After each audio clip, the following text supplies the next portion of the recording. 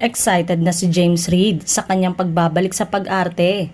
Revelasyon ni James, game siyang makatrabaho si Coco Martin kaya marami ang nagkomento na palaban sa King of Primetime. Isang karangalan nga raw na mapasama sa long-form series ni Coco na FPJ Batang Quiapo na humahataw sa TV ratings at concurrent viewers sa YouTube at Facebook. I think it is being considered.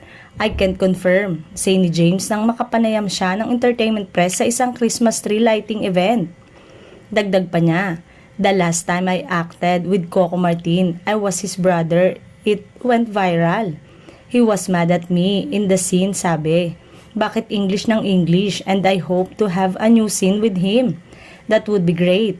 Ang tinutukoy niyang proyekto na pinagsamahan nila dati ay ang 2015 comedy film na Beauty and the Bestie. Miss na nga raw ng romantic singer ang umarte. I always planned to go back to acting. I felt it was time.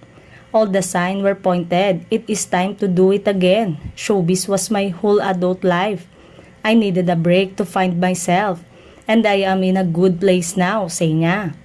Sa ngayon, ay pinaplano pa ang kanyang pagpasok sa serye maging ang papel na ibibigay sa kanya ni Coco Martin.